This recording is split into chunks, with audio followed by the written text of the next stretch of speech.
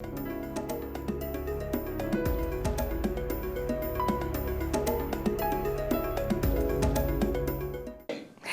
good book, the Holy Bible, it talks, say, train up a child in the way he should go.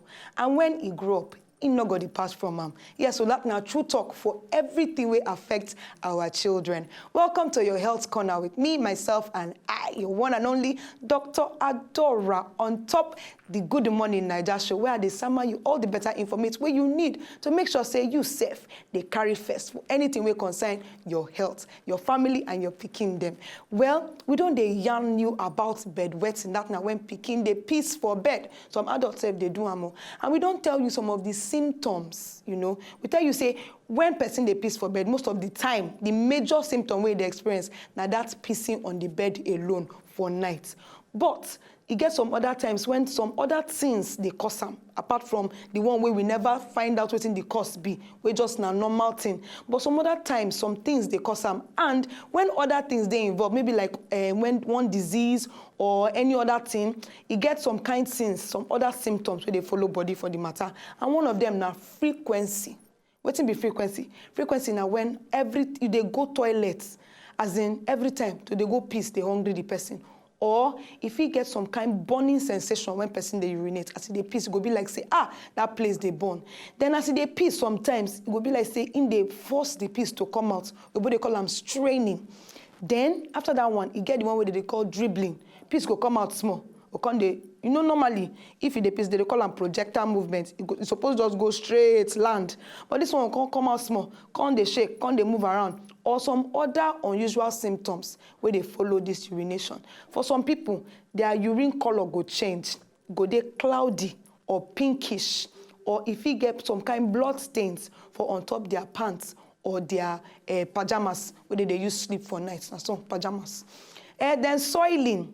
That now, when person not fit just controlling bowels, it go just day. Feces go they come out for him body.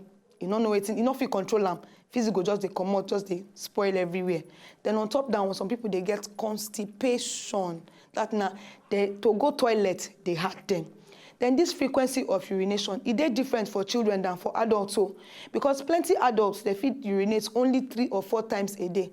But pikin, if you urinate past that one, no, in some cases, as much as 10 to 12 times every day.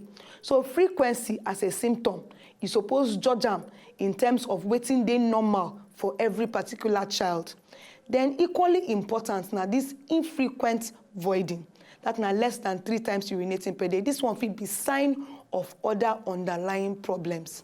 Fecal impactation also fit cause, if it's present as constipation. Then both fecal impaction and constipation, this one fit they cause straining.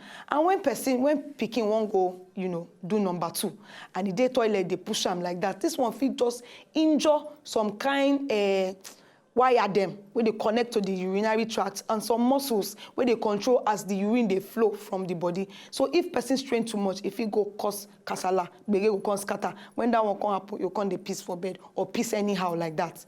Then this fecal impaction, it they happen when feces, that now, I want to talk one thing, I'm not going to talk. When feces don't gather very well, just pack himself for inside the lower intestine, that now for the colon, and you can't they hard to pass through. It go make them very, very difficult. Or for some people say it impossible. Or even when they finally pass these two, na very, very painful experience. It don't happen to you before, Abi? Sure.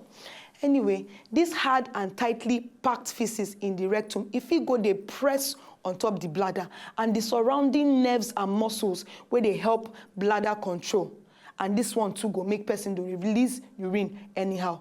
Whether na fecal impaction or constipation, 2 of them they unusual for children, not be normal thing. So a strict bowel regimen, you suppose find how you go they check how your pikin they go toilet, monitor and well so that if anything go wrong, you go know.